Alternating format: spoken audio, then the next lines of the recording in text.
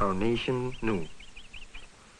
I would like you to know my people, my islands, with their jungle green mountains and rivers winding to the seas which surround us.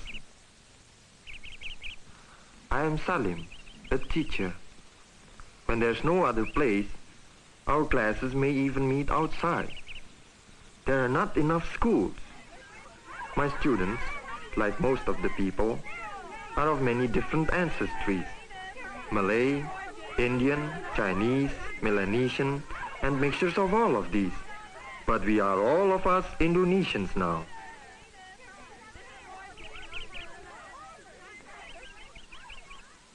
I worry much about the future of our new country.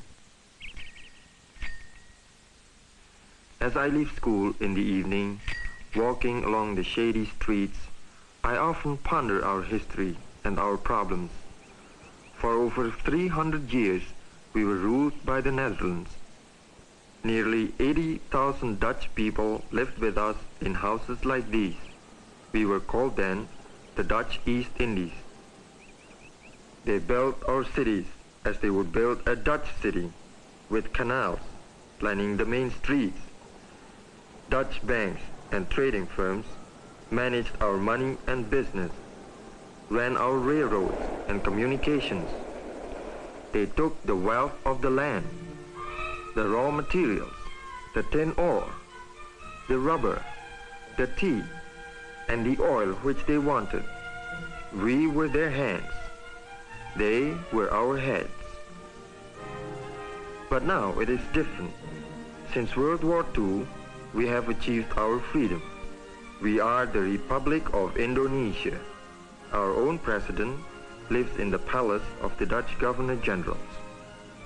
We fly our own flag, the Merah Putih, the red and the white. We are grateful to these people of the Netherlands. They left us much, but it is better that one nation does not rule another. I live in a kampong, which is one of the many villages hidden away within the city.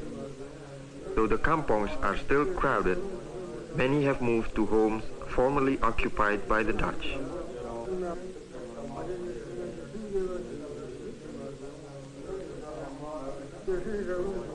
I have a daughter and a wife and many friends.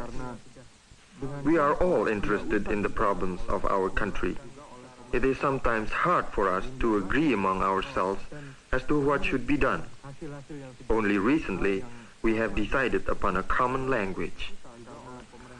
Most newspapers and books are now printed in the official Indonesian language, but many different tongues are spoken in our islands, and not all yet know the official language.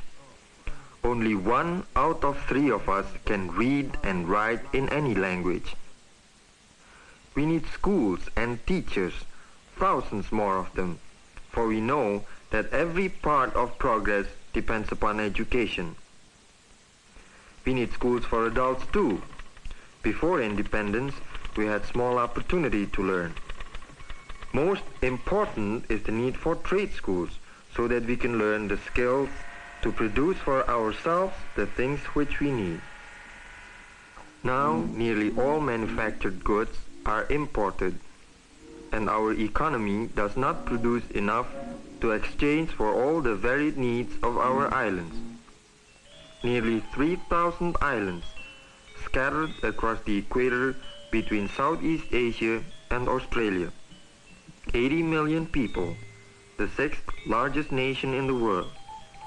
The larger islands are Sumatra, Java, Borneo, and Celebes. Although Java has only 7% of the total land area, nearly 3/4 of our people live here. Java is crowded. It consumes too much of the food, money, materials, and attention that should be more evenly distributed among all the islands. Our capital, Jakarta, is here.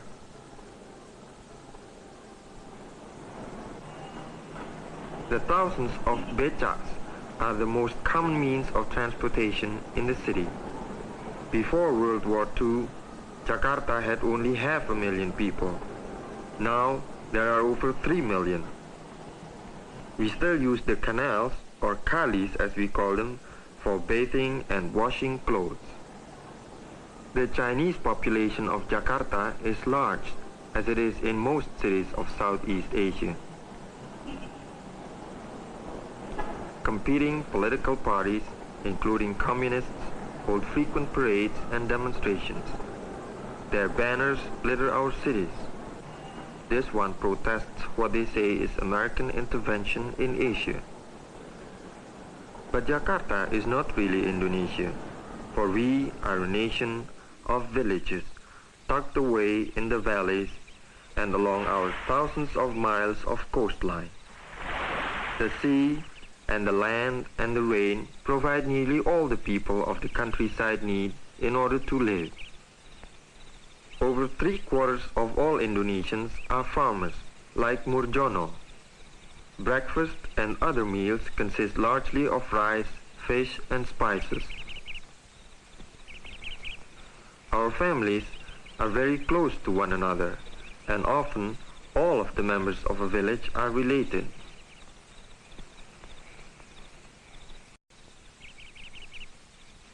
Murjono leaves for work in the fields, while Kartini spends her day at woman's work,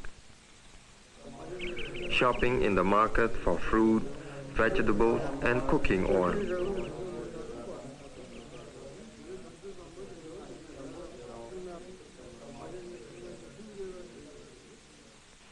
Working at the loom, weaving cloth for the family. Nearly everything which is needed is made in the village. Little must be bought from the outside.